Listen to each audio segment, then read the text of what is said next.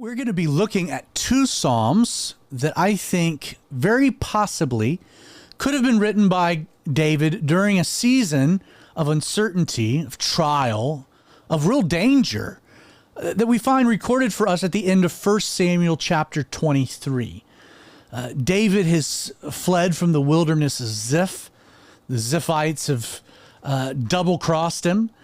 He flees Saul into an area known as Maon.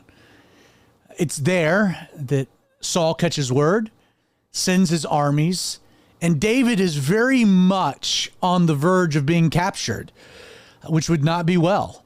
It would not be good for David. It would not be good for his men. They would be arrested and tried as being traitors. David, no doubt, would have been executed.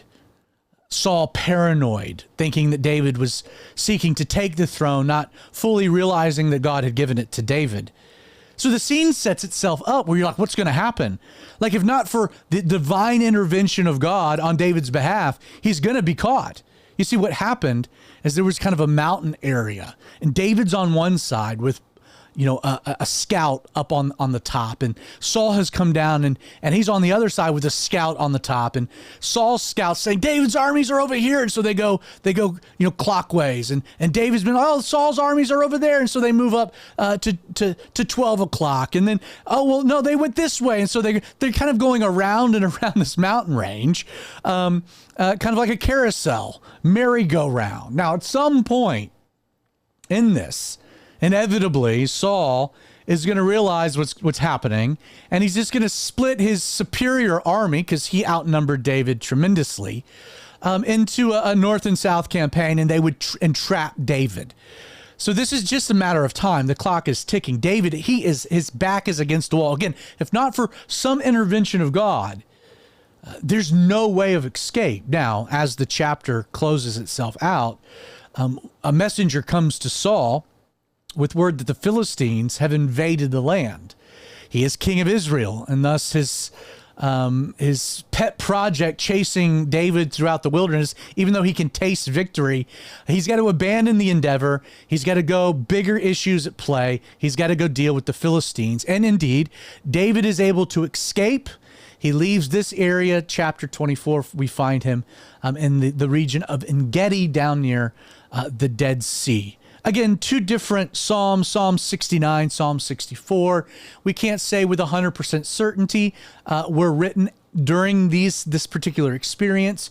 And yet I think as we read through them, they're very much a reflection of what David was likely going through emotionally during this very dangerous season of life. In fact, Psalm 69, the heading, it's an urgent plea for help in trouble. And again, an urgent plea. It's to the chief musician, set to the lilies, which is probably a common tune, a psalm of David. It's a lengthy psalm here. It's 36 verses. So we're going to kind of minimize our commentary. We're going to kind of just read our way through it.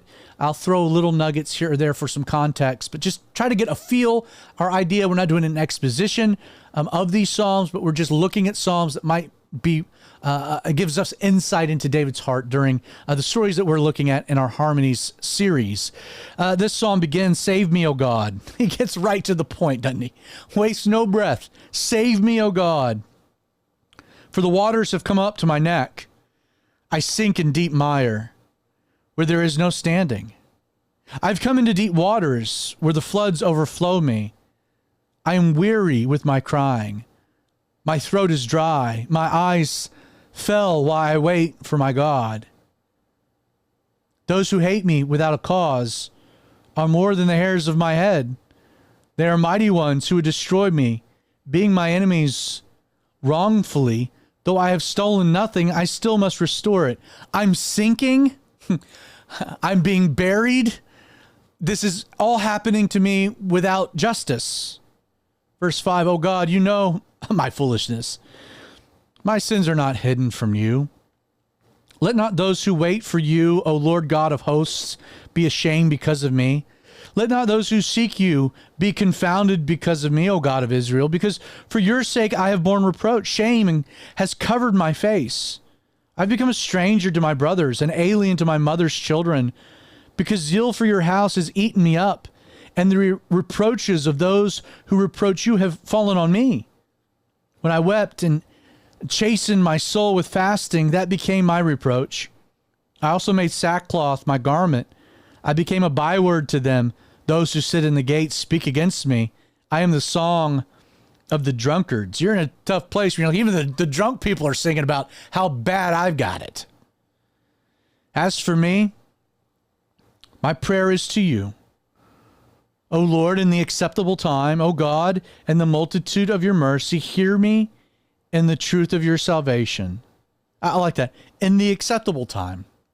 I mean, David is, the clock is ticking, his back is against the wall, but you're in control. Your providence remains in the acceptable time. In the multitude of your mercy, hear me in the truth of your salvation and deliver me out of the mire. Let me not sink. Let me be delivered from those who hate me and out of the deep waters. Let not the flood water overflow me, nor let the deep swallow me up, and let not the pit shut its mouth on me. Hear me, O Lord, for your loving kindness is good. Turn to me according to the multitude of your tender mercies, and do not hide your face from your servant, for I am in trouble. The honesty here of David. I'm in trouble, man. I don't know what to do. Hear me speedily. Draw near to my soul and redeem it. Deliver me because of my enemies. You know my reproach, my shame, and my dishonor. My adversaries are all before you. Reproach has broken my heart. I am full of heaviness. I looked for someone to take pity, but there was none. And for comforters, I found none. They also gave me gall for my food. For my thirst, they gave me vinegar to drink. Nobody has come to my aid. I am all alone. Let their table become a snare before them, and their well-being a trap. Let their eyes be darkened, so that they may not see, and make their loins, their undergarments, shake continually. Pour out your indignation upon them. Let your wrathful anger take hold of them. Let their dwelling place be desolate. Let no one live in their tents. For they persecute the ones you have struck, and talk of grief of those who you have wounded, and iniquity, add iniquity to their iniquity. And let them not come into your righteousness. Let them be blotted out of the book of the living, and not be written with the righteous. He's kind of saying, send them to hell, straight to hell. But I am poor and sorrowful. Let your salvation, O God, set me up high. I will praise the name of God with a song. I will magnify him with thanksgiving. Yes, this shall please the Lord better than an ox or a bull, which has horns or hooves. Again, his praise is his thanksgiving more than sacrifice. The humble shall see this and be glad. And you who seek God, your heart shall live. Why? For the Lord hears the poor and does not despise his prisoners. Let heaven and earth praise him, the seas and everything that moves in them. For God will save Zion and build the cities of Judah, and they may dwell there and possess it. Also the descendants of his servants shall inherit it, and those who love his name shall dwell in it. That again, God will not just hear his cry and respond to his cry and intervene on behalf of him, but that there is a home being prepared. A wonderful arc, a beautiful psalm, a bit lengthy. One more I just want to work in, Psalm 64, not nearly as long. We read its heading, oppressed by the wicked, but rejoicing in the Lord. And I like that. Oppressed, but rejoicing. Can you say that? That while you're being oppressed, that you can still rejoice, that you can take joy, that you can still praise. Again, David here in the wilderness of Maon, his back against the wall, being chased by Saul, things looking probably their darkest yet.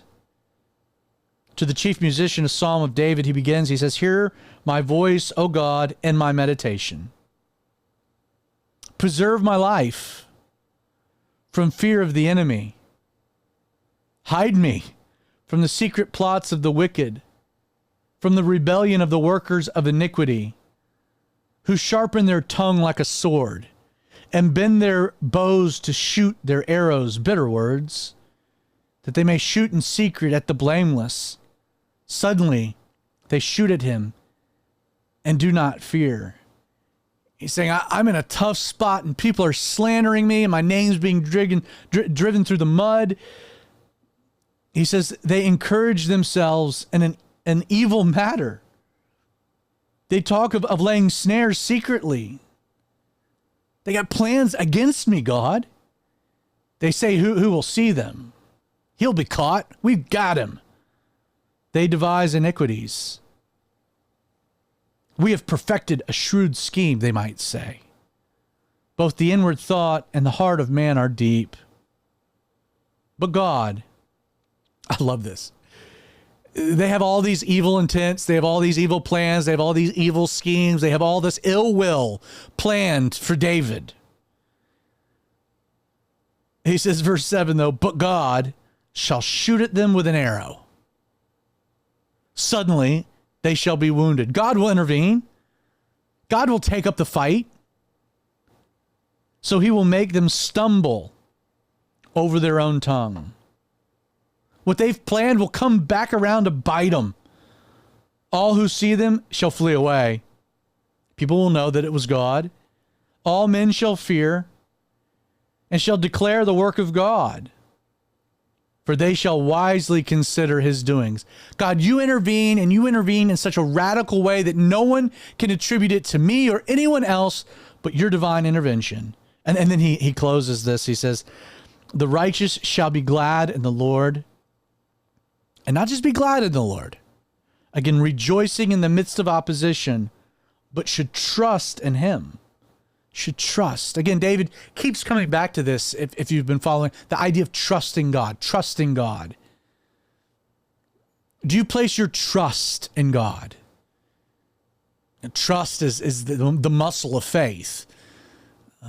We trust that in which we place our faith. I would not trust a stool that I had no faith in if that stool had 3 legs, or if one of the legs was wobbly. Again, we trust that which is reliable. And can you think of anyone more reliable than God? The righteous shall be glad in the Lord and trust in him. And all the upright in heart shall glory.